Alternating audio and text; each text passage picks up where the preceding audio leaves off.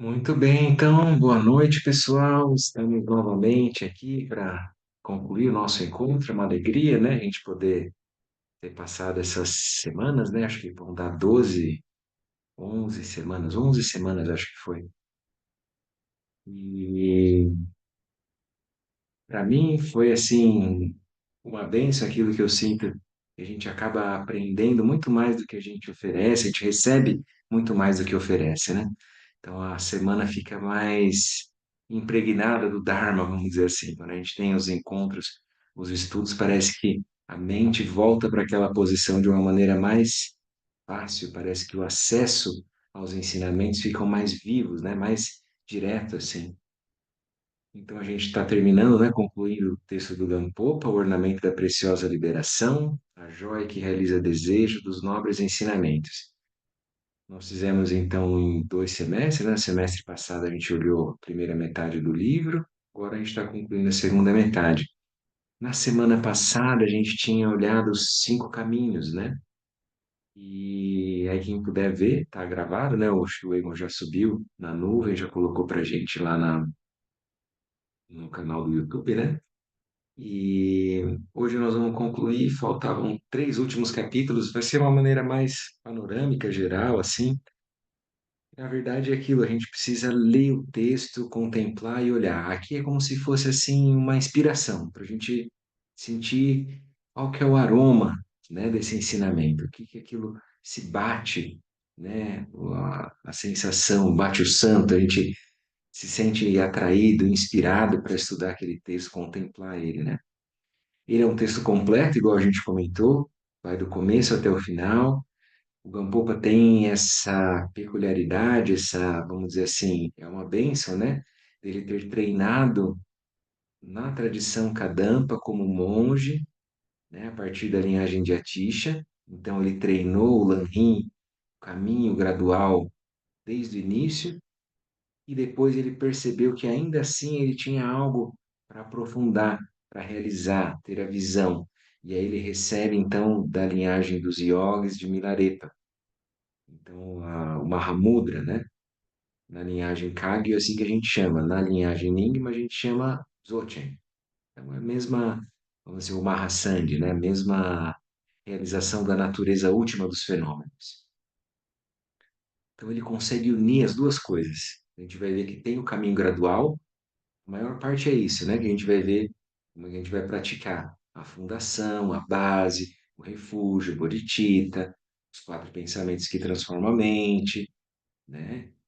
Tomar refúgio na Sangha, no Buda, no Dharma e na Sangha, a gente vai dar aquela sequência, né? E depois, especialmente quando a gente olhar a perfeição da sabedoria, né? Quem fez a prática, aquela vez que a gente acabou fazendo em duas, né? Em 2 encontros, vai perceber que ali ele já mostra bastante a visão Dzogchen, a visão Mahamudra, né, que ele recebeu de Milarepa. Lembrar que o Gampopa era um médico, né, de Dakpo, a região central do Tibete, muito renomado, que tinha curava muitos seres, mas aí numa peste que aconteceu lá, ele perdeu os filhos, não conseguiu cuidar deles, né, um casal de filhos, crianças assim, e aí a esposa no leito da morte, ele também tentando de tudo, não tinha como resolver, e aí ela pede para ele, que ele seguisse o Dharma, né? A gente não sabe se ela estava enciumada por ele não casar de novo, ou se ela também já tinha uma conexão de outras vidas, né? E, puxa, vai, segue o Dharma, você tá vendo como que a vida é muito rápida, né? Muito fugaz, impermanente, a gente não sabe para onde vai. Então é isso. Então vamos fazer as preces iniciais e depois a gente passa então fazer a nossa meditação. Deixa eu compartilhar aqui com vocês,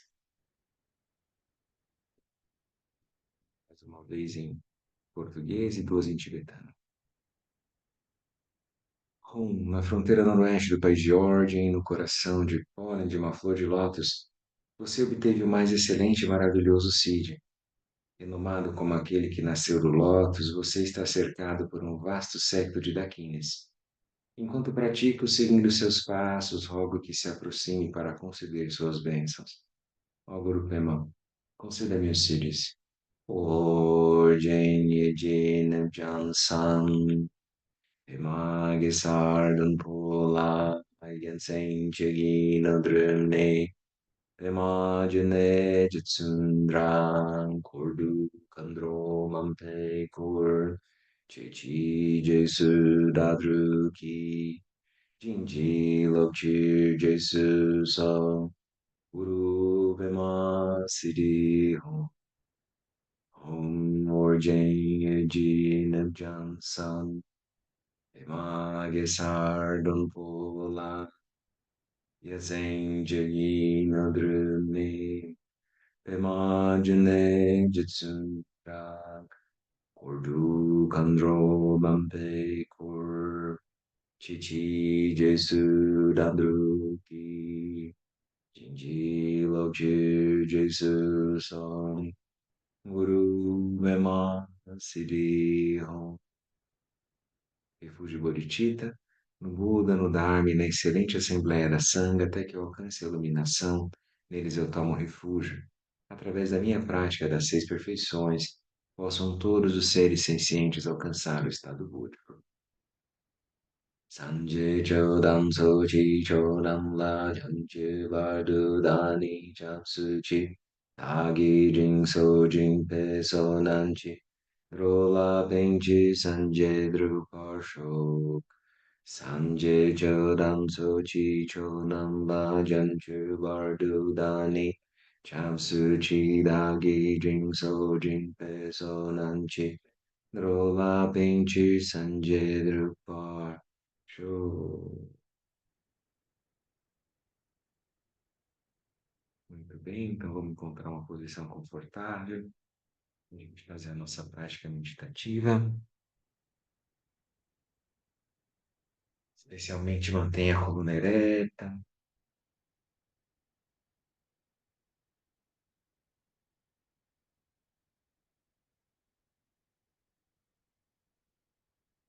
os ombros relaxados. Faça algumas respirações conscientes.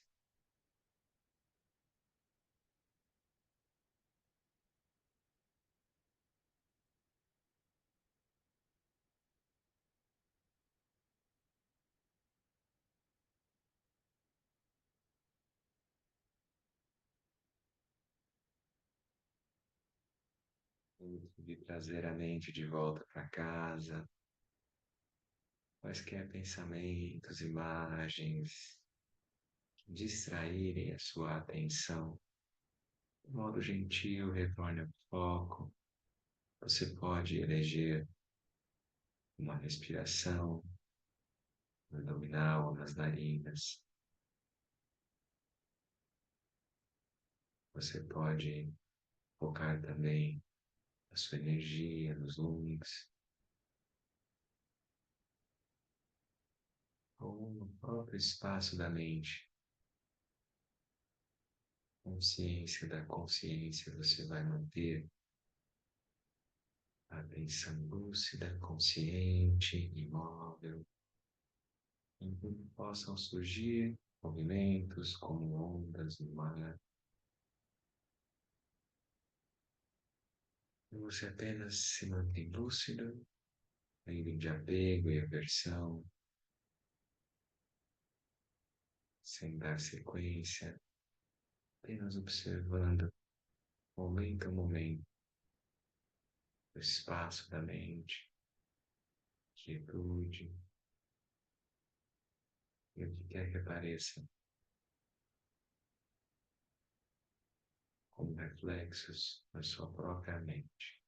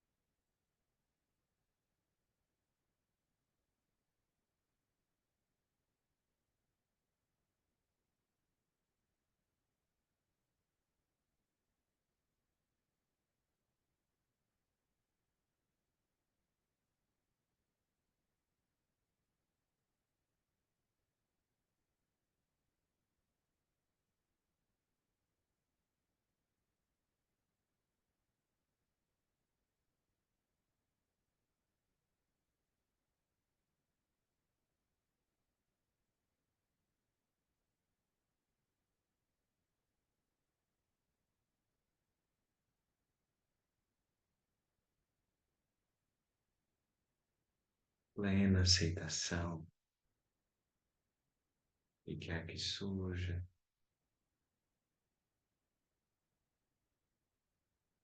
livre de qualquer estratégia, manipulação. Não tente trazer o presente de uma forma estrita, como se você fosse querer congelar.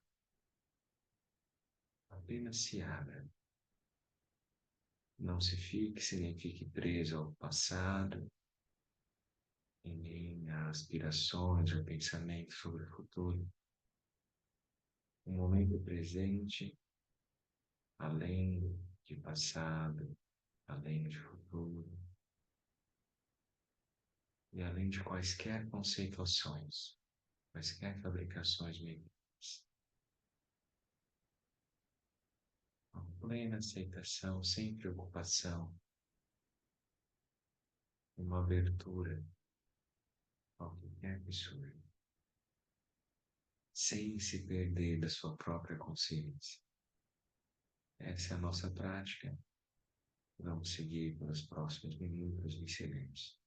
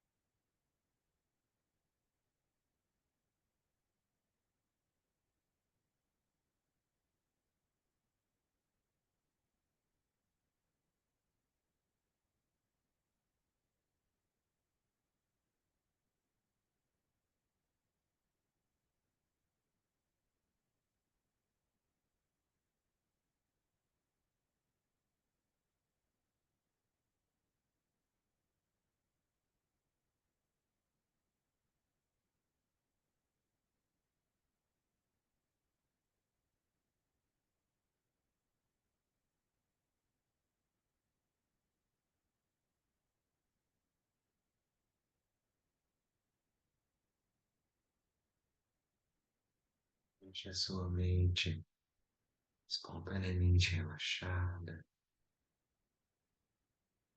e solte. Nada a ser sustentado, nada a ser visto, nada a ser buscado. Mente que a consciência repousa em si mesmo, clara, lúcida, serena.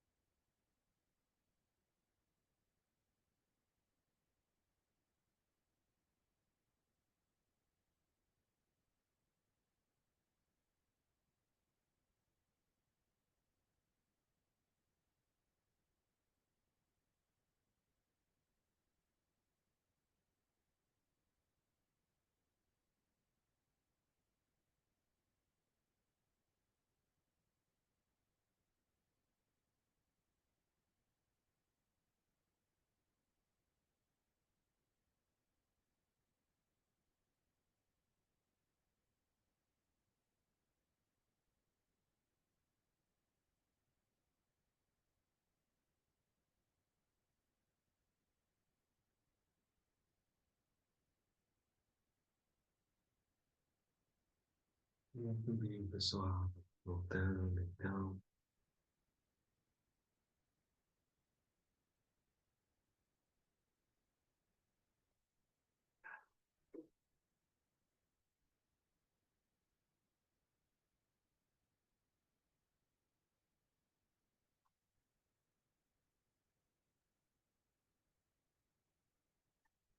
Então a gente vai ler a sinopse do quinto, né, lá no começo do livro. No livro de papel, né, na página 61. Ele está comentando, então, o capítulo 19, os 10 gumes dos Bodhisattvas. Depois tem o capítulo 20, que é o perfeito estado búdico, e o capítulo 21, as atividades do Buda.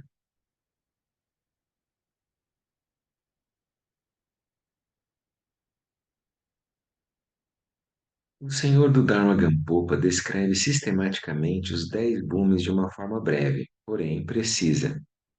O momento de realização do terceiro caminho, a visão, a compreensão da natureza completa da mente, não fabricada, livre de limitações, é chamada de primeiro gume. Então, lembra dos 5 caminhos, né?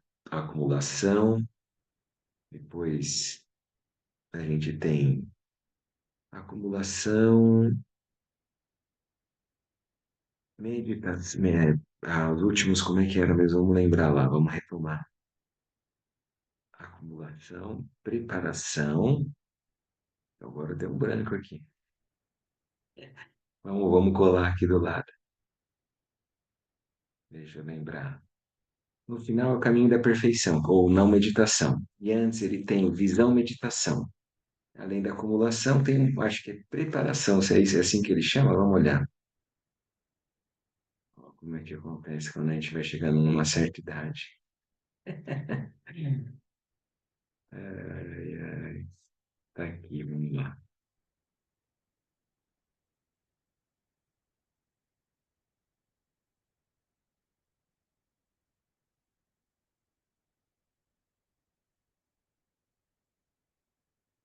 Acumulação é aplicação o termo que ele usa. Então, acumulação é aquilo, né, que a gente vai começar a ouvir os ensinamentos, a ler, a praticar. A aplicação começa a ter uma dedicação maior à nossa prática, né? Depois vem visão, meditação e perfeição ou não meditação, o caminho do não mais meditar, né? Então, o que eu não estava lembrando é o caminho da aplicação. Ele usa isso, então, da gente poder transformar. É como se fosse uma realização dos ensinamentos que você acumulou no começo, né? Ele falou calor da prática. Então, lembra desses cinco caminhos. O caminho do terceiro né? Dos cinco é quando você tem a realização da visão e aí você entra no primeiro boom. Então aí você entra no caminho dos Bodhisattvas, né? Nos 10 bhumis, né?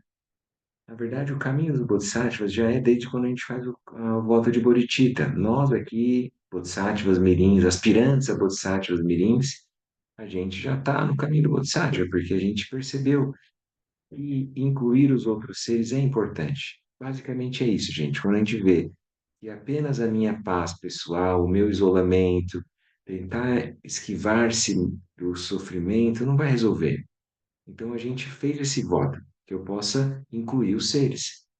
A partir daí que eu começo a incluir os seres com quem eu convivo, no meu dia a dia, e começa a ampliar isso, por exemplo, quando a gente faz o Metta Bhavana, e a gente vai incluir todos os seres, isso é o caminho do Bodhisattva, a volta de Bodhicitta. Eu aspiro o caminho do despertar, o espírito do despertar, para poder liberar os seres também.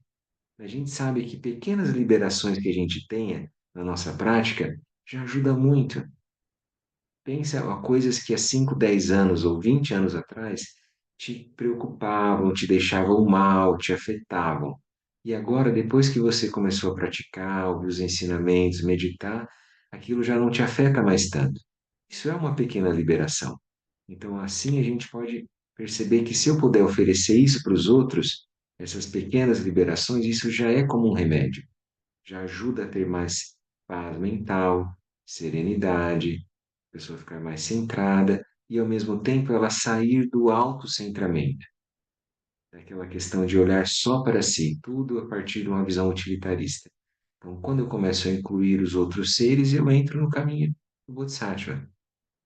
Os 10 bhumis já parece uma coisa já bem mais, vamos dizer assim, evoluída, aprofundada, sofisticada, né? Então ele vai ver, vocês vão ver lá os 6 primeiros bhumis, são seis paramitas que a gente viu aqui com calma.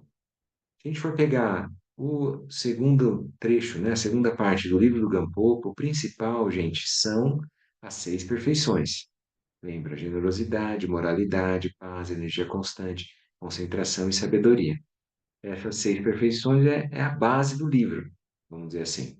O começo, a primeira parte, é como se fosse a fundação, né? Mas o teor principal são essas 6 perfeições, que elas estão dentro dos 10 bhumis. Quando o praticante tem a realização da primeira das 6 paramitas, da generosidade, daí ele está no primeiro bhumi dos 10 bhumis. Daí cada uma é um bhumi. Generosidade, depois moralidade, paz, energia constante, concentração, sabedoria. Então já foram os 6 primeiros. Tudo aquilo que a gente já olhou, né? Vamos continuar na leitura aqui então, só para a gente concluir. Então, os 10 bhumis dos Bodhisattvas. O Senhor do Dharma Gampopa descreve sistematicamente os 10 bhumis de uma forma breve, porém precisa. O momento da realização do terceiro caminho, então, relembrando lá, né, aqui que a gente lembrou, então, a, a visão é o terceiro dos 5 caminhos. Começa com acumulação, depois vem aplicação, depois vem visão, depois vem meditação, depois vem não mais meditar o caminho da perfeição. Quando ele está no terceiro caminho, então, a compreensão da natureza completa da mente não fabricada, livre de limitações, é chamado de primeiro bom. No entanto, apenas realizar a vacuidade não é a conquista última.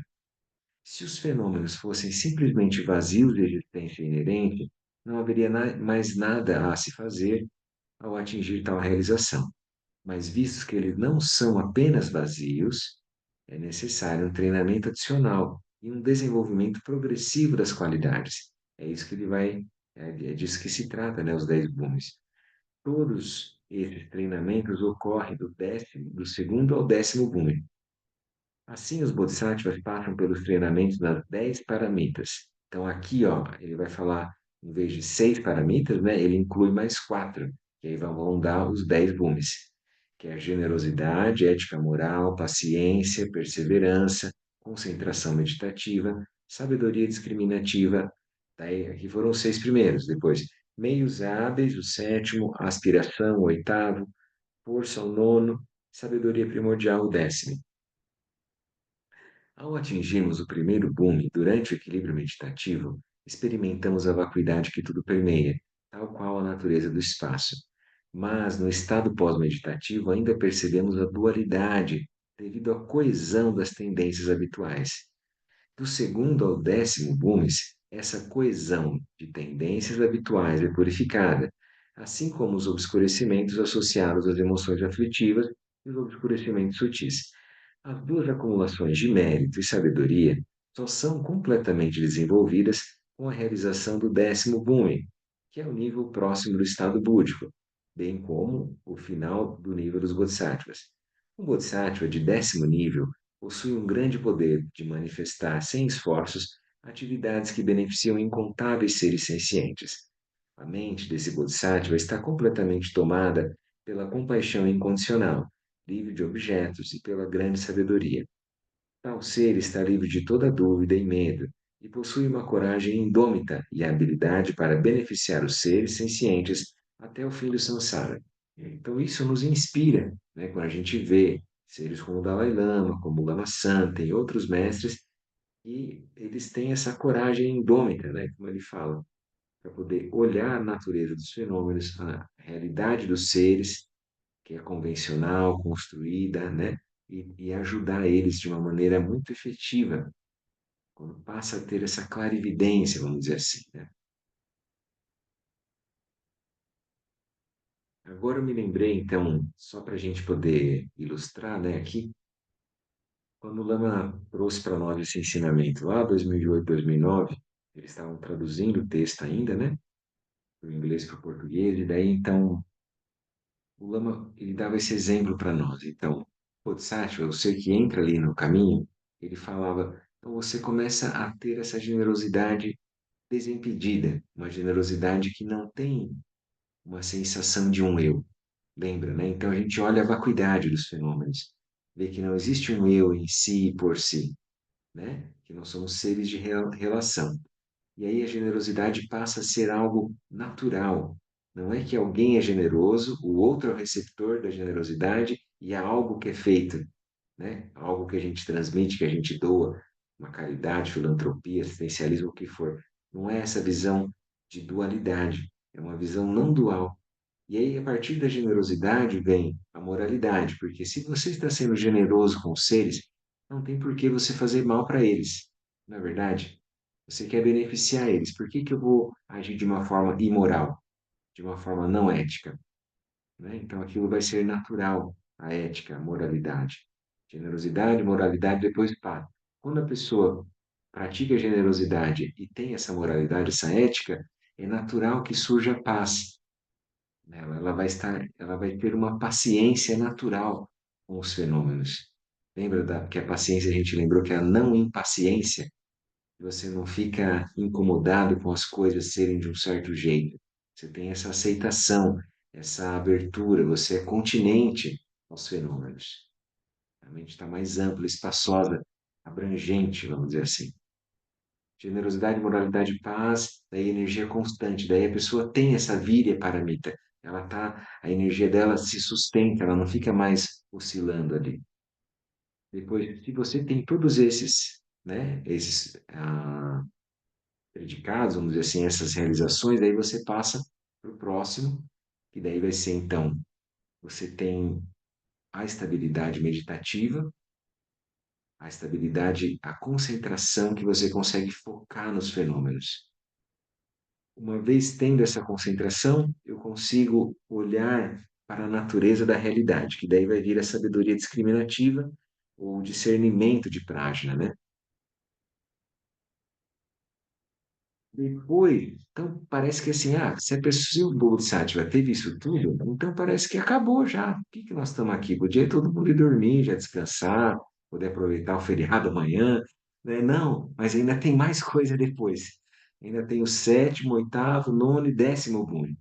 Daí como é que ele falava, então? O Bodhisattva teve essas realizações das seis paramitas. No sétimo, é como se ele fosse um farol. Até o sexto ele poderia ainda ligar e desligar.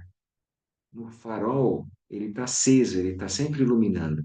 E cada vez ele vai estabilizando mais essa visão. Lembra que ele diz lá, então, né? passa a ter meios hábeis, depois aspiração, força e sabedoria primordial. O Lama ele descrevia de uma outra forma, diferente do Gampopa, como ele colocava para nós nesses retiros lá, nessa época, ele falava para nós é como se fosse assim, ó, chegando no nono Bhumi, já é como se fosse o Tathagata, o Buda Shakyamuni caminhando. É como se um Bodhisattva de nono Bhumi já fosse um Buda, mas que ele era um Buda local. Então, o Buda Shakyamuni, ele viveu no norte da Índia, ele teve há 25 séculos atrás, e ele caminhou alguns lugares. Quando ele estava num lugar, ele não estava em outro, entende? Então tem uma localidade ali. Aí depois ele falava que o décimo Bhumi é Dharma Mega, significa como se fosse a nuvem, como se fosse assim, o Buda primordial. Então já não tem mais separação entre o praticante, o Bodhisattva que está no décimo Bhumi, com a natureza primordial, vamos dizer assim. Como se ele já tivesse se dissolvido e se manifestado a partir dessa visão muito ampla. Aí já é não local. Tá fazendo sentido isso que nós estamos falando? Já é um pouco mais etéreo, né, esse papo. Ai, ai. Mas tá bom, gente. A gente vai acabar bem rápido para poder todo mundo descansar, dormir e aproveitar amanhã. Mas se vocês forem ler, né, vai ter lá como se fossem roteiros, assim. É bem sucinto mesmo, né? O Gampopa coloca bem, assim, direto cada boom. É para a gente ter uma ideia da evolução do caminho espiritual, a gente pode falar assim, né?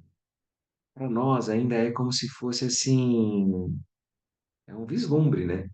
A gente ainda está na nossa confusão, a gente ainda está no nosso dia a dia, tentando lidar com muitas questões, com as pessoas, com a gente mesmo. O importante, eu acho que o mais importante é a gente não perder a fé.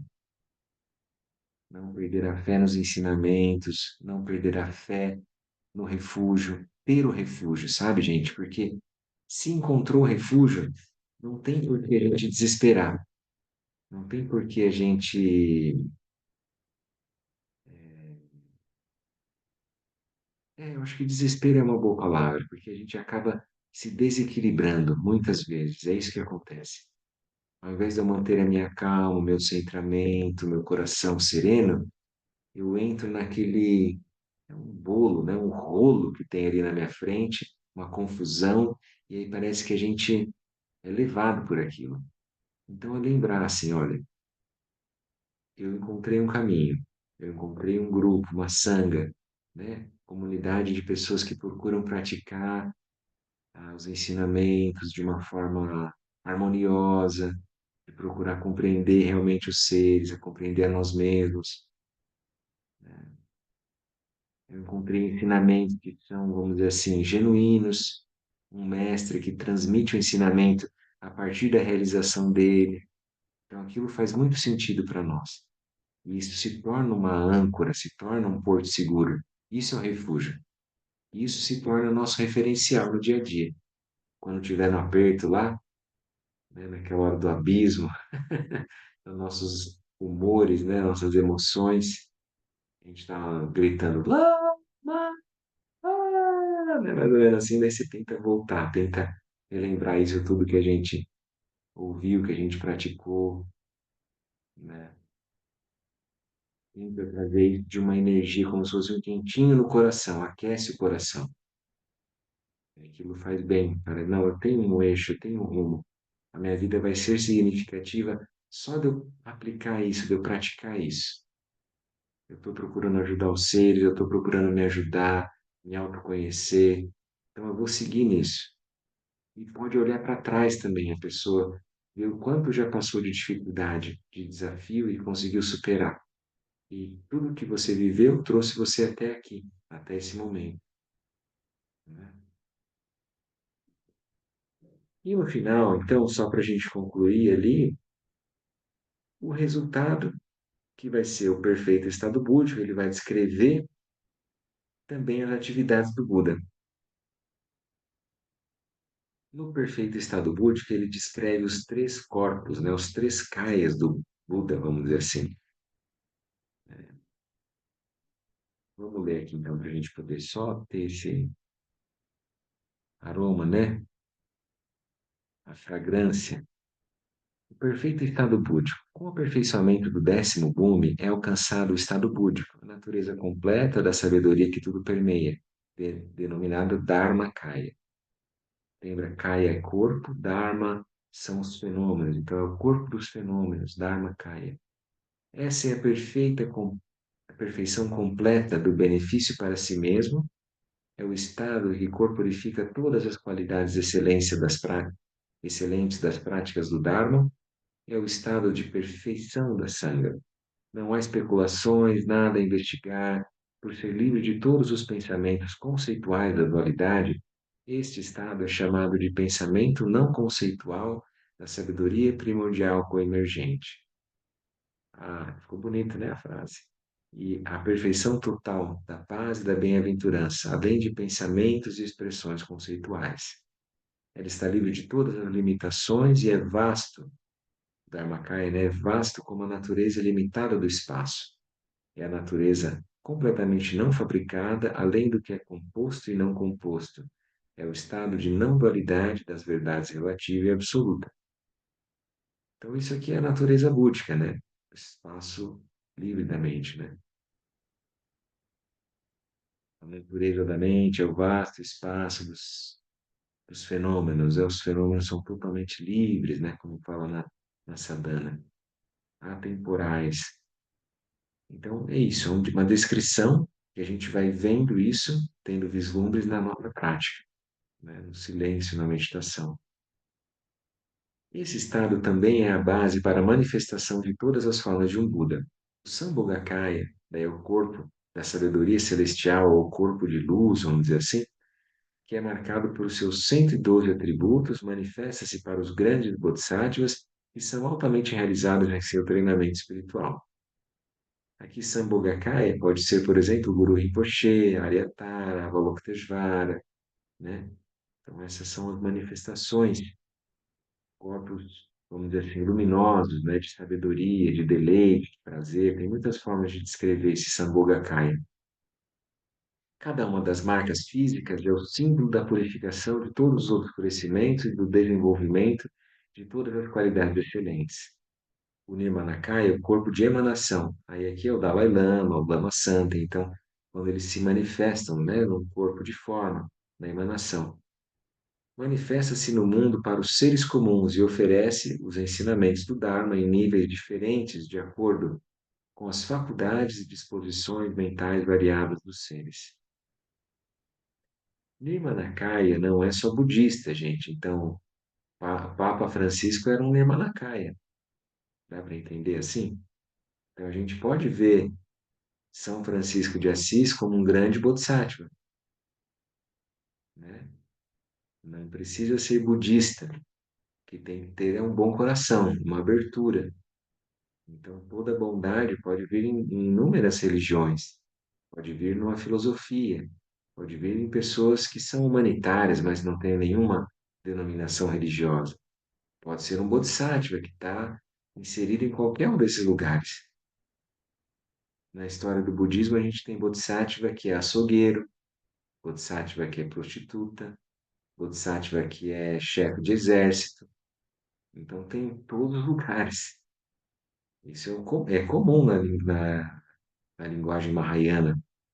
Então, assim, não é a aparência externa. Lembra, né? A motivação que determina se aquilo é um caminho virtuoso ou não, né?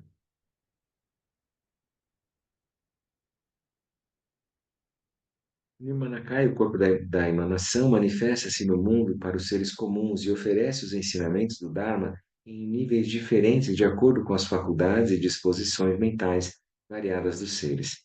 Desde seu ponto de vista, os praticantes os percebem em diferentes níveis, mas no estado búdico não há diferenciações. Todas as manifestações búdicas são aspectos da sabedoria discriminativa, ou sabedoria primordial, né? Eu prefiro esse termo. A natureza não nascida dessa sabedoria não fabricada que tudo permeia é o Dharmakaya. Aquilo que é incessante é o Sambhogakaya. Sua natureza não dual é o Nirmanakaya. A natureza inseparável dos três é o Svabhavikakaya. Essa é uma palavrinha mais complicada, né? Capciosa. Svabhavikakaya são os três kayas, né? A indivisibilidade dos três kayas. De Dharmakaya, Sambhogakaya e Nirmanakaya. O Senhor do Dharma Gampopa explica cuidadosamente a natureza búdica e a interdependência dos três kayas, que são manifestados para beneficiar os seres sencientes. A gente pode pensar, por exemplo, na linhagem Nyingma, né? O Buda primordial seria representar a representação do Dharmakaya. Depois, o Buda Amitabha poderia ser a manifestação do Sambhogakaya. E o Guru Rinpoche, a manifestação do Nirmanakaya, como um Buda histórico, né? O Buda, assim como o Buda Shakyamuni, o Guru Rinpoche, vivo no Tibete, por exemplo, seria visto como um Nirmanakaya. Tá bem? Por que que isso faz sentido, né? Por que que eu estou falando disso, assim? Por que que eu um pouco atrás desse ponto? Porque a gente precisa ver que são vários níveis operando ao mesmo tempo. Então, se a gente conseguiu ver um lama, ver um Dalai Lama, ver um mestre, quer dizer que dentro de nós, sutilmente, a gente acessou esse espaço. Porque muitas pessoas não veem o mestre, não veem, não encontram isso fora, como se aquilo não tivesse presente no repertório interno dela. Então, quando a gente vê um Nirmanakaya andando, a gente começou a acessar essa sabedoria que está disponível, né? Alguém tem alguma pergunta, alguma colocação? Depois procurem ler o capítulo, né? Daí vai de uma forma mais calma, tranquila. Eu vou deixar para vocês também o link, quem quiser aprofundar mais no ensinamento. Tem ali os estudos também que o Marcelo Nicolodi, né, que foi o tradutor, fez, né, sobre o Gampopa também. A Danesh tinha mandado do Prajna Paramita, né? Aí tem agora lá do Gampopa também. Tá bom? Daí o último, para finalizar, o capítulo 21, as atividades do Buda. Ao longo dos 5 caminhos e dos 10 bhumis, os bodhisattvas empregam um grande esforço para a purificação e realização de todas as qualidades excelentes. Ao terminarem, são como um ceramista girando sua roda para o benefício de todos os seres sencientes. Se o ceramista construiu adequadamente sua roda, ela gira sem esforços e fabrica centenas de potes. Da mesma forma, um Buda que aperfeiçoou todas essas qualidades manifesta sem esforços infinitas atividades. Porém, até as atividades do Buda dependem de causas e condições. Para que os seres sencientes possam encontrar as atividades de um Buda, eles precisam ter o karma positivo e a boa fortuna suficientes para receber as bênçãos, mesmo que as atividades dos Budas se manifestem incessantemente. Se a condição da água não estiver presente, então a lua das atividades não poderá ser refletida. Para poder ver o reflexo da lua, tem que ter a água, né? Uma poça, uma bacia, qualquer coisa. Ou um lago, né? Portanto, esforcem-se sempre para encontrar essas preciosas atividades. O senhor do Dharma Gampopa extraiu todas as metáforas deste capítulo do Tantra Insuperável, um comentário de Maitreya sobre o discurso final dos ensinamentos do Buda. Acho que é Uttara Tantra, né? O nome. Esse livro já tem, né, traduzido em português. Tem os 5 tratados de Maitreya, que especialmente sobre o Prajna Paramita. Um deles é o Uttara Tantra, que é o Tantra Insuperável. Tem outro que ele cita bastante, o Gampopa, que é o Abhisamaya Alankara, que é o ornamento da mais clara, da mais elevada realização também. Em resumo, aqueles que têm o interesse e a oportunidade de estudar e praticar este texto magnífico, escrito por um ser iluminado, o Senhor do Dharma Gampopa, são muito afortunados. Este texto é a essência de todos os Pitakas Mahayana. Os Pitakas são cestos, né? Lembra, né? O Vinaya, Sutras e também o Abhidharma. Vinaya versando sobre a disciplina, sobre as regras, especialmente monásticas, né? Os sutras são as passagens, parábolas do Buda, e depois o Abhidharma, que são todos os comentários, por exemplo, Nagarjuna, todos os outros mestres comentaram sobre a filosofia, né, especialmente para a gente o Madhyamika, né, que é o caminho do meio. Cada sentença, cada palavra deste livro é tão preciosa, é a fala vágira que dissipa a ignorância e a confusão. Este livro contém todas as bênçãos magníficas dos Budas dos Três Templos. Portanto, o leitor ele observe seu significado cuidadosamente, guarde-no em seus corações e aplique-no na prática. Os méritos e as virtudes deste trabalho, bem como de todos os Budas, Bodhisattvas, Arhats e todos os seres sencientes, são dedicados da seguinte forma.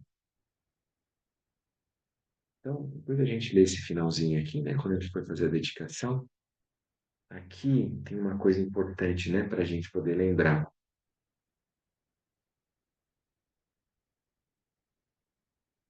Que o texto, ele é a expressão do Buda também. A gente pode ver assim. Então, é o corpo do Buda. Quando eu olho um texto que eu vejo a sacralidade, vamos dizer assim. O texto é muito especial, porque ele está vivo quando ele coemerge com a minha mente. Entende? Então, o texto não está separado da minha própria mente, quando eu olho ele. E ele coemerge trazendo essa sabedoria. Então, às vezes, só da gente ter o texto já ajuda muito você lembrar, olhar o livro ali, né, ver o desenho do Gampoco, aquilo já pode te ajudar a te inspirar, a praticar, a ler, a estar junto com a Sangha, né? E assim, é uma coisa, como é que eu vou dizer para vocês assim? As bênçãos estão sempre presentes. Então, assim, os Budas estão sempre irradiando. Então, somos nós que vamos procurar abrir a nossa mente, estar mais receptivo para receber. Então, as bênçãos elas chegam quando a gente se abre, porque elas já estão disponíveis. Assim, né? Dito que os bodhisattvas e os budas, eles trabalham incessantemente. E em cada átomo de partícula do universo, tem um Buda e um Bodhisattva trabalhando pelos seres sencientes. Então não tem como, aonde a gente estiver, a gente vai ter sempre, vamos dizer assim, essa inspiração, vai ter sempre essa conexão. O que a gente precisa é parar, olhar, treinar a nossa mente. O maior problema é a gente estar muito acelerado, gente. Vocês vão perceber isso, né? A gente percebe no nosso dia a dia. A gente tenta resolver muitas coisas ao mesmo tempo. A gente tenta fazer assim milhares de atividades, ser proativo, ser funcional, ser eficiente, eficaz, qualquer coisa assim. Parece que a gente tem que. Todo mundo acha que os 24 horas do dia é pouco. Deveria ser 48, deveria ser, sabe? 72 horas, um dia. Mas isso é sem fim também. Então é uma visão de carência, que eu tenho que chegar sempre a algum lugar, crescer mais. Se for perguntar para todo mundo, as pessoas vão achar que elas vão ser mais felizes se elas estivessem ganhando mais, se elas pudessem viajar mais, se elas pudessem qualquer coisa a mais. E isso também é um distanciamento daquilo que nós já somos, que a natureza búdica já está disponível. Isso é a maior riqueza. Por isso que tem essa história no budismo tibetano que eles falam, é como se a gente fosse um mendigo fazendo a ronda, né, de mendicância, pedindo coisas, tendo que ele tem na própria roupa um diamante, uma joia de valor inestimável. Então, na nossa própria mente já é a natureza búdica, aquilo que não nasce, não morre, que está além, né, de crescimento, além de toda essa confusão. Então, é isso que a gente tem que procurar. Esse é o nosso tesouro. Não é que a gente já comentou, né? Não é que a gente não vai ter uma vida convencional na nossa identidade, né? Ter família, os amigos, o trabalho, aquilo tudo faz parte da nossa vida. Mas só que isso não vai dar o retorno, a felicidade genuína, final. Isso vai ser sempre fugaz, impermanente, transitório. Então, eu tenho que ver onde é que eu estou repousando essa minha busca. São fatores flutuantes, impermanentes, né? Está fazendo sentido isso que nós estamos falando, gente? Então, basicamente é isso, assim, é uma busca muito genuína, sincera, não é para mostrar para ninguém. Aliás, não é o usual, não é o mais fácil entrar nesse caminho de prática, né? O mais fácil é a gente fazer alguma outra coisa. Toda essa prática, todo esse estudo é para a gente poder reconhecer a nossa verdadeira natureza, né?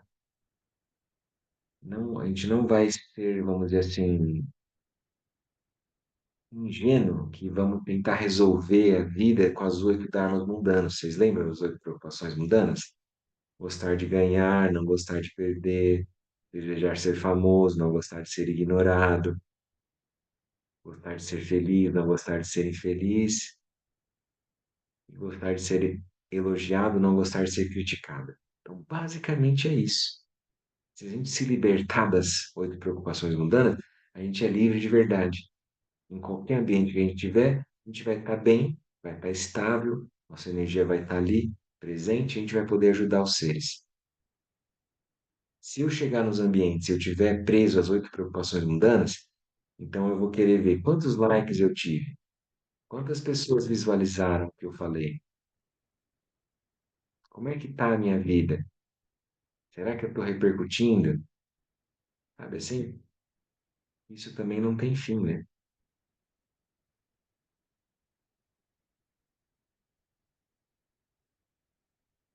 E aí, gente, quando a gente pratica um pouco, a gente vê como isso é benéfico para nós.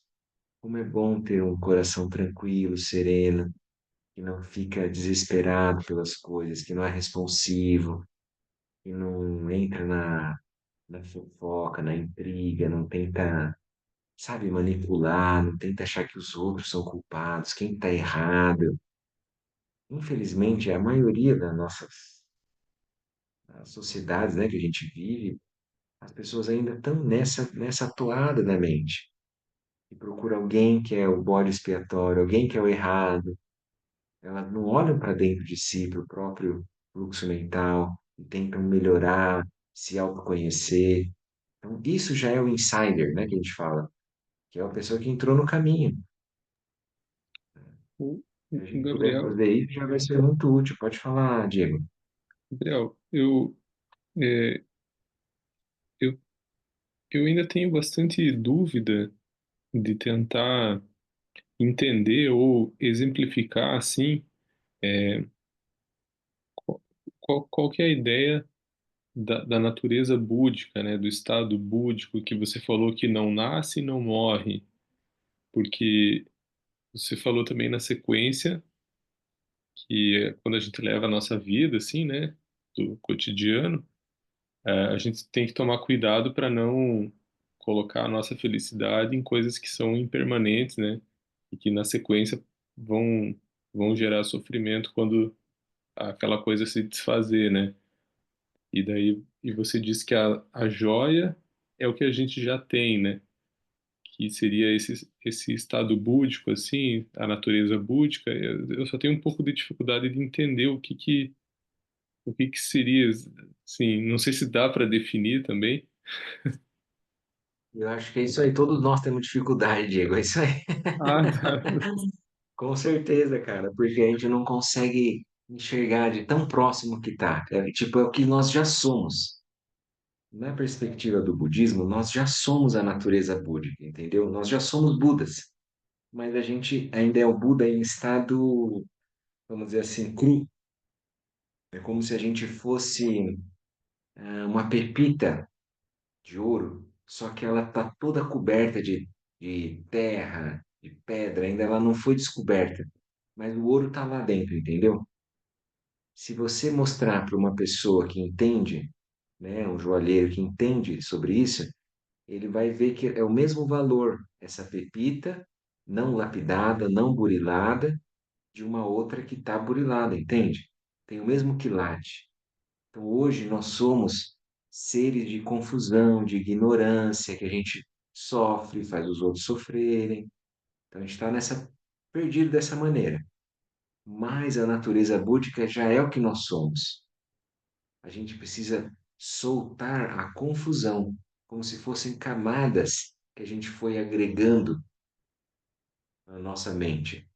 Então, eu não vou, é assim, ó, eu não vou porque eu estou meditando, estudando, né, fazendo yoga, tomando suco verde, então, respirando no Anhangala, que daí eu cheguei, então, aí eu somando isso, mais aquilo, com esses fatores, eu alcancei o estado búdico. Você entendeu? Não é isso. Não é um estado particular que vem como uma consequência de outras causas. Então, a natureza búdica, ela não vem causas. Ela já é o que é.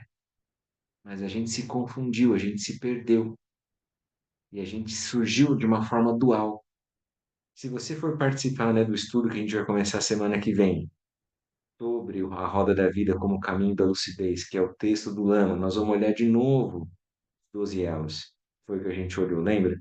Então, a vidya é o primeiro elo da natureza primordial, por liberdade, ela se divide em objeto e observador.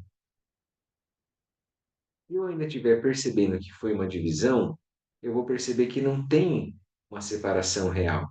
Lembra? Entre um pensamento e a pessoa que observa. Você lembra daquele exemplo que a gente falou quando a gente visualizou a esfera dourada? Lembra disso?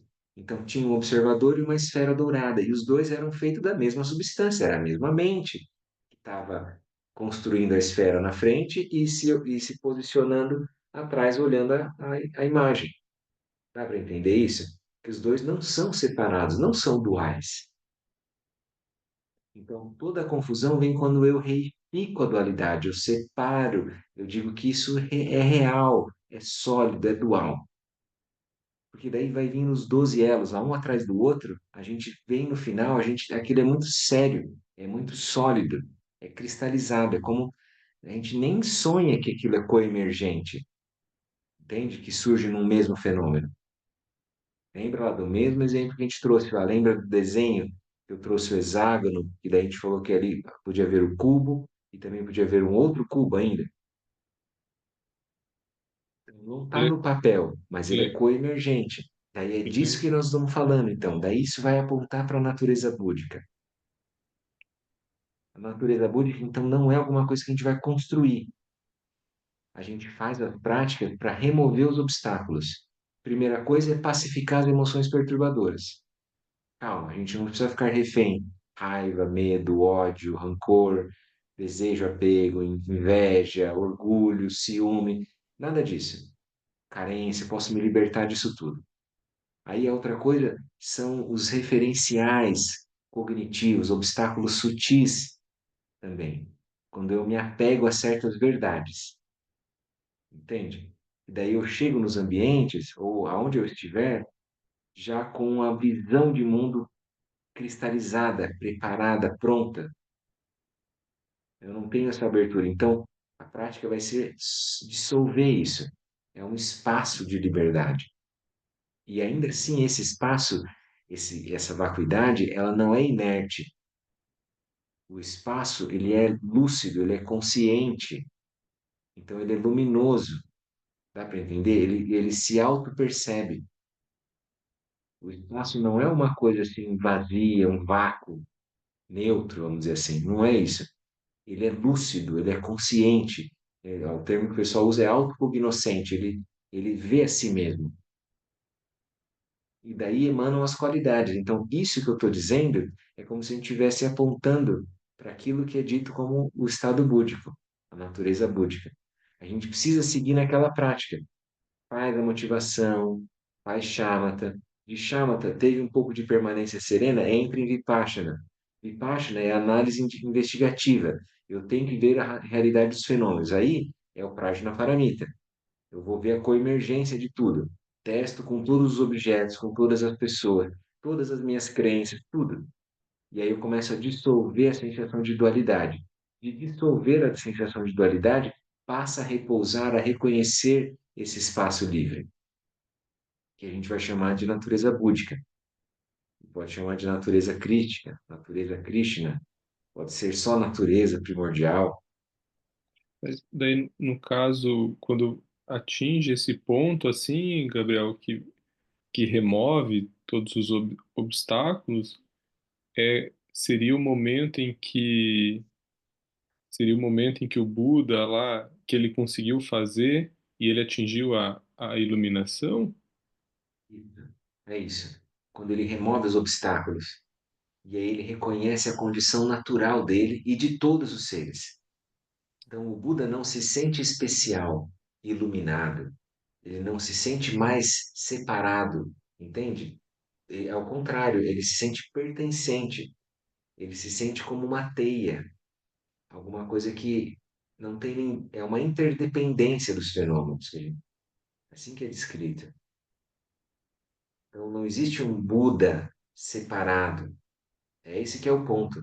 Porque as pessoas, quando a gente entra no caminho espiritual da prática, muita gente entra no caminho do materialismo espiritual, né? Que a gente vai vendo que ela vai tentando evoluir, se tornar mais superior, elevada, mais bela, mais sábia. E aí ela vai se separando, como se os outros fossem não belo, não sábio, o não evoluído. Entende? Isso daí não é o caminho espiritual genuíno na perspectiva do budismo. Isso é um isolamento. E a pessoa até pode ter atributos e qualidades, mas é aquela coisa de sentir-se mais para um reino dos deuses, assim, entende? Ela tem uma arrogância, ela tem um orgulho, tem uma soberba de ser espiritualmente evoluída. Não Aí, ao entendi. contrário, o Buda é completamente humilde, simples, porque ele vê que não tem separação. Não tem por que ficar achando que é alguma coisa especial. Não tem isso, essa coisa a gente vende na nossa cultura, você tem que ser especial, sabe? Desde criança, pequenininho, é alguma coisa, né? Tem que ser um super-herói, alguma coisa muito, né, mítica, assim. Deu para entender, Diego? Dá para a gente ir seguindo nessa trilha, assim. O mais importante é aquilo que não é, porque assim, não é que você vai apontar alguma coisa que é, você vai removendo aquilo que não é, Que tá? esse seria seria, digamos, o caminho que o Buda percorreu, assim, quando ele estava lá Esse é o estudando. caminho que o Buda percorreu. É. Ele foi removendo os obscurecimentos, removendo as emoções perturbadoras, e ele viu que a condição era natural. Então, isso existe no Sutra lá. Daí eles perguntam, mas Buda, o que foi que você viu? O que você recebeu? Como é que foi no momento da iluminação? Aí ele fala, eu não recebi nada, eu não vi nada. Então, no sentido que não tem nada que é construído. Se eu visse alguma coisa, era alguma coisa dual, que está fora.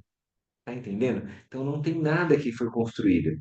Ele repousou na própria condição natural do ser, que daí é de todos os seres, não é um ser só.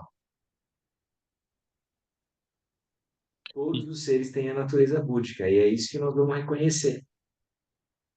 ah, e, e no caso, depois ele foi fazer os ensinamentos para as outras pessoas porque ele queria mostrar isso. Isso daí no ponto. Então, o que que aconteceu com o Buda? Depois que ele se iluminou, ele parou para pensar, para ver, será que é o caso mesmo de eu falar isso? Não sei se as pessoas vão entender. Não sei se vai fazer sentido para elas. Daí tem aquela história lá que Indra, Brahma, vários deuses vieram, fizeram prostrações e pediram, por favor, abençoado, gire a volta do Dharma. Muitos seres podem ser beneficiados com o ensinamento. E daí ele para e olha e percebe, ele se lembra dos cinco últimos colegas, né, amigos, ascetas, que estavam lá em Zipatana, lá perto de Varanasi, no Rio Ganges, na Índia, e ele volta, vai encontrar eles. Ele pensa, pode ser que para eles seja bom, seja benéfico. E aí só a presença do Buda iluminado, aquilo já inspira. Eles tinham se virado contra o Buda porque o Buda tinha abandonado as práticas ascéticas. Então ele passou a comer, ele recebia lá a oferenda, né, da sujata, que era uma aldeã que levava leite, arroz para ele ali. Ele comia uma porção por dia, ficou mais forte, conseguiu meditar. Ele aceitou a oferenda de um menino que tratava búfalos e cortou a grama acusa lá e colocou para ele sentar como almofada. Então ele tinha uma conexão ali naqueles seres. E aí ele teve aquela realização que já era natural, sabe, Diego? Isso que é o mais importante. Então ele não alcança nada, ele reconhece aquilo que sempre esteve presente. Por isso que muitas vezes é falado assim, não há nada para buscar, não há nada a ser encontrado, não se, porque sempre que tem alguma coisa para buscar, tem um sujeito e um objeto. Daí eu reifico a dualidade. Isso não é fácil, tá bom? Isso é tipo como se fosse o ensinamento final do Buda, né? Quando a gente fala lá, falar da generosidade ou falar da moralidade, é mais tranquilo, né? Parece que está mais palpável, mais próximo de nós. Mas aí a natureza búdica é estranho, porque parece que tudo é dual para nós, não é?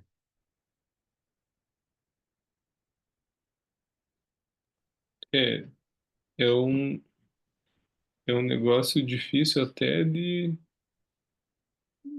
acho que nem seria compreender, é difícil até de assimilar o conceito, assim, e ao que ele se refere, né?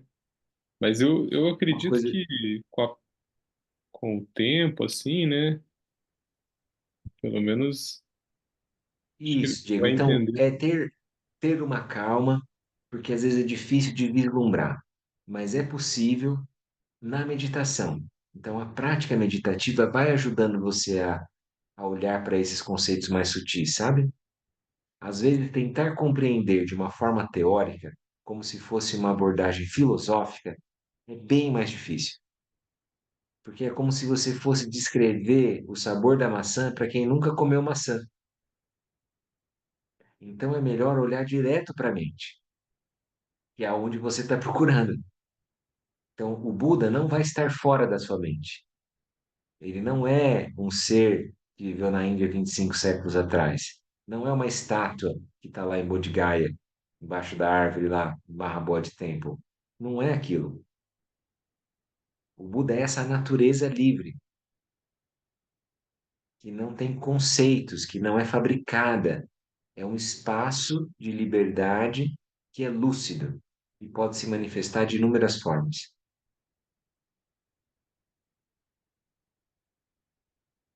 Está fazendo sentido, gente? Alguém tem alguma outra colocação, uma outra forma de compartilhar, de ver?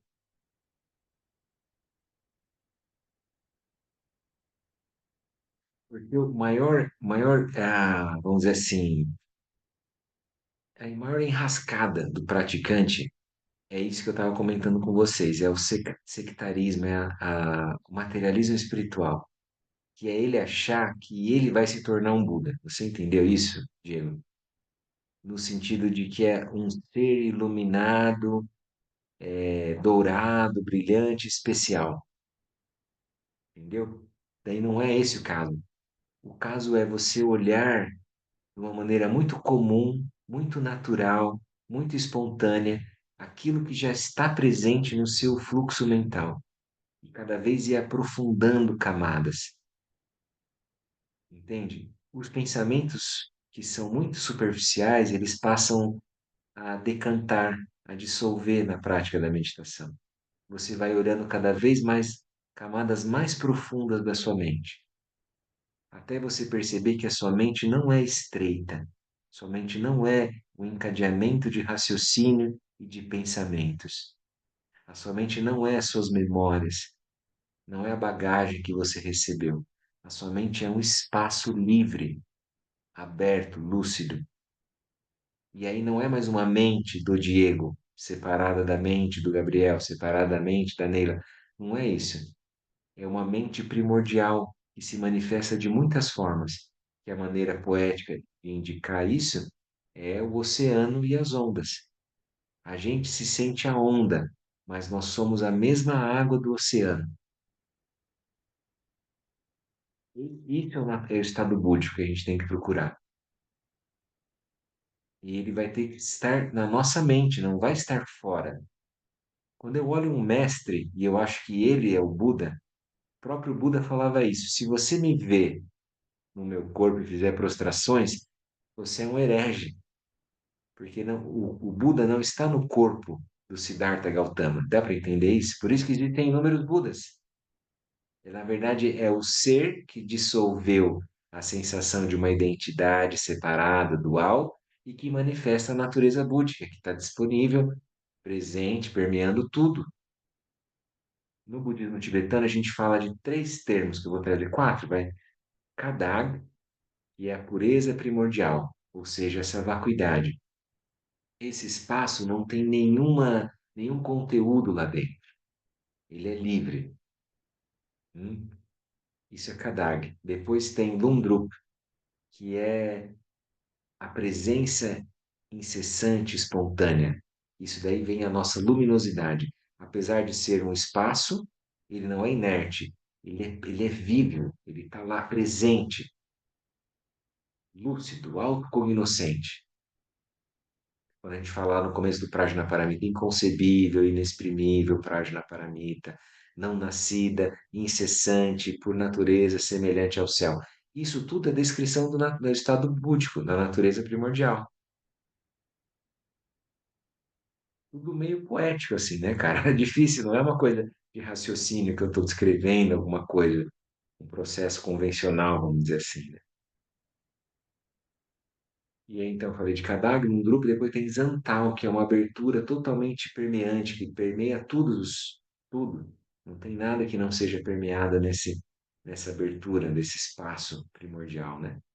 E depois tem Rigpa, que é a sabedoria primordial. A sabedoria que vê a si mesma, autoconsciente. A mente vê a própria mente. Então, é melhor a gente ir nesse sentido, sabe, Diego? Não sei se eu estou confundindo mais do que clareando, clarificando, mas é isso. É olhar para a própria mente e não procurar o Buda fora dela. Todos os outros são indicativos, os mestres, os textos, qualquer coisa, tudo para a gente poder virar e olhar para a própria mente.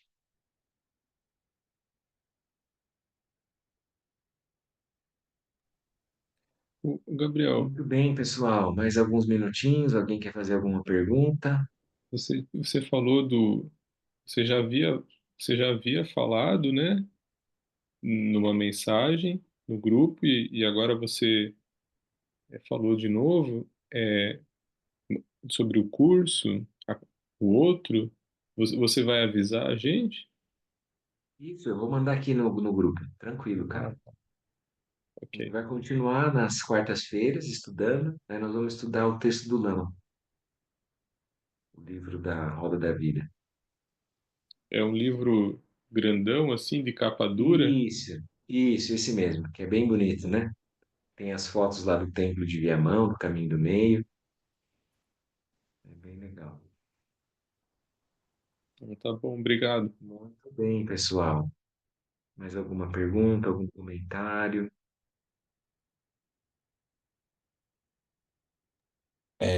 Eu queria comentar com o Diego que ele não tá sozinho, cara, tá? É assim, cara. E eu eu tô contigo, cara, porque a Dani pratica mais tempo, né? Eu tô chegando também, então é fazer essas perguntas que faz, né?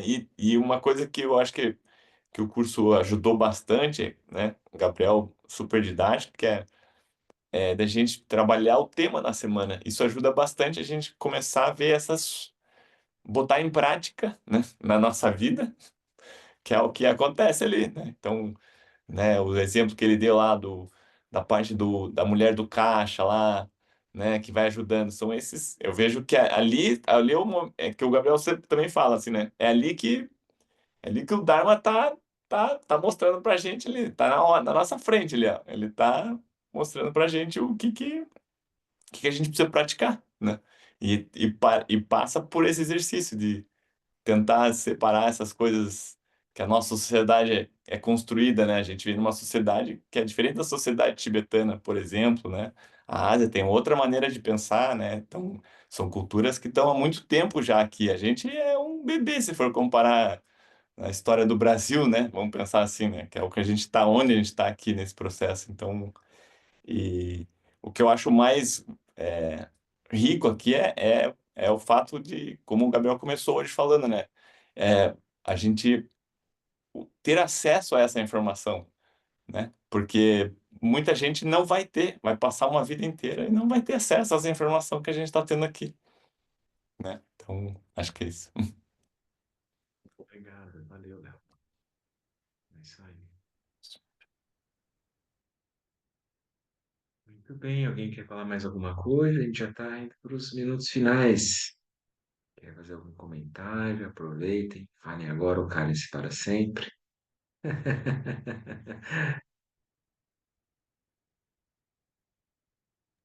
Eu queria agradecer, Gabriel, você, sua disponibilidade, a todo mundo que esteve todos esses dias, né, participando e contribuindo e, enfim, acho que a força da Sangha, né, é muito importante e é tão bom assim a gente estar em grupo estudando, revendo várias coisas, apesar de eu ter achado que foi um livro bem difícil, assim, né, bastante conceito bem complexo. Foi muito bom e a maneira que você foi apresentando, muito didático e tudo bem explicado. É difícil da gente pegar muita coisa, teria que estudar muitas e muitas vezes esse mesmo material, mas sempre a gente acaba conseguindo absorver alguma coisa. E para mim foi muito precioso todos esses dias juntos, né? Essas quartas-feiras sempre muito inspirador e para manter acesa a chama e continuar praticando um pouquinho também sozinho, assim, para mim ajudou bastante. Obrigada. Obrigado, Dani, muito bom. Valeu.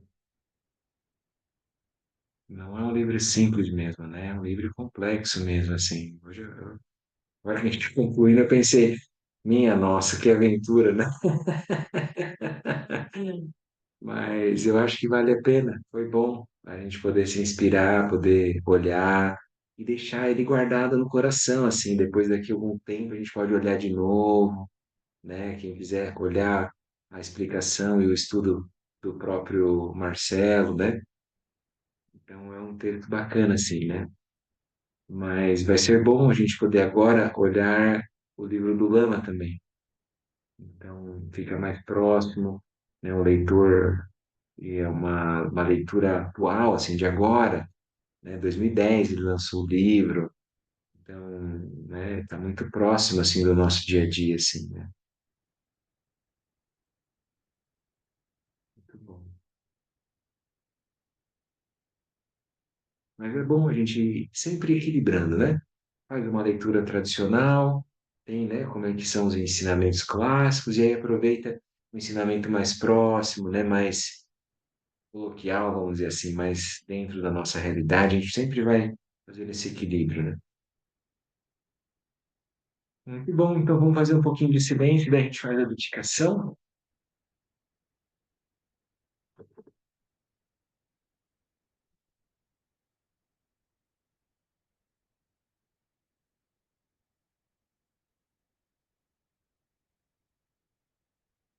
Então, relaxa bem o corpo, mais uma vez. Solta bem os ombros. E agora, esses instantes finais, apenas relaxe. Solte quaisquer conceitos, ideias. E retorne a este lugar de repouso, de tranquilidade natural.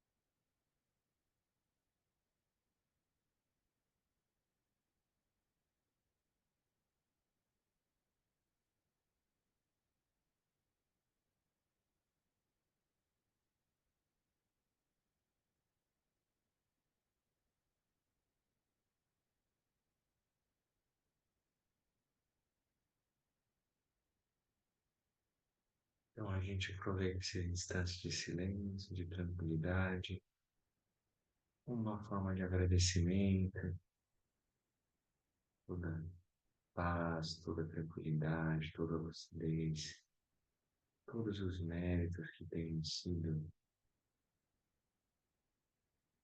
gerados nesse nosso encontro, nosso estudo, possam se irradiar para todos os seres. Que todos os seres sejam felizes, que todos os seres sejam livres, que todos os seres encontrem as causas verdadeiras da felicidade, superem as causas verdadeiras do sofrimento. Todos os seres se liberem completamente de suas estruturas kármicas, toda negatividade e ignorância, e manifestem lucidez de forma natural. Sejam todos verdadeiramente capazes de ajudar aos outros e encontrem nisso sua fonte de alegria e de energia, o sentido da vida.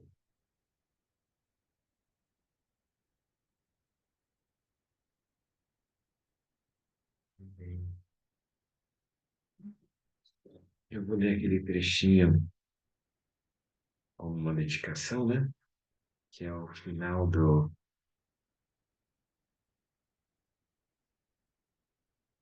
daquela sinopse do tempo. Então, os méritos e virtudes deste trabalho, bem como os de todos os Budas, Bodhisattvas, Arhats e todos os seres sencientes, são dedicados da seguinte forma. Então, já fica como a nossa dedicação. No livro é a página 63, é a parte 6, as atividades, né? O capítulo 21, o final, as atividades do Buda. Gloriosos, sagrados, veneráveis, preciosos e bondosos lamas raiz e da linhagem. Assembleia Divina de Ídanos e Assembleia de Budas, Bodhisattvas, Yogis, Yoginis, Dakinis que habitam as 10 direções. Por favor, ouçam a minha oração. Possam as virtudes acumuladas nos 3 tempos por mim e todos os seres sencientes no Sansara, no Nirvana, e a raiz inata de virtude não resultarem nas 8 preocupações mundanas, as 4 causas do Sansara, nem no renascimento como um Shravaka ou Pratyeka Buda.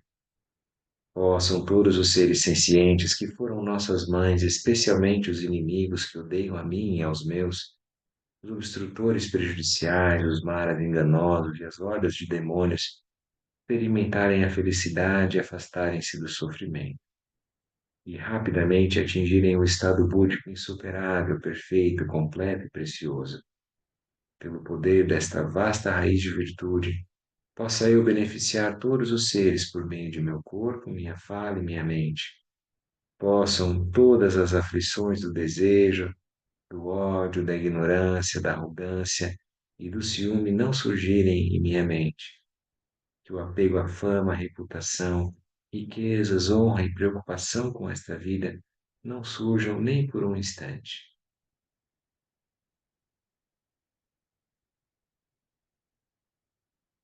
Os méritos desse encontro se expandam e toquem a todos, que o Mestre Universal da Paz e da Compaixão, Sua Santidade o Dalai Lama, juntamente com todos os mestres de todas as tradições que veiculam essa mensagem, tenham longa vida.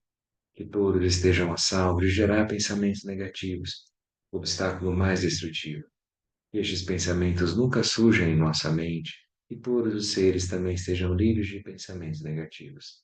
Ao longo de minhas muitas vidas e até este momento, todas as virtudes que eu tenho alcançado, inclusive os méritos gerados por esta prática, e todos os que vier a conseguir, ofereço para o bem-estar dos seres sencientes. Possam a doença, a guerra, a fome e o sofrimento diminuir para todos os seres, enquanto sua sabedoria e compaixão aumentam nesta e em vidas futuras. Possa eu claramente perceber todas as experiências como sendo tão insubstanciais quanto o tecido do sonho durante a noite e imediatamente despertar para perceber a manifestação de sabedoria pura no surgir de cada fenômeno.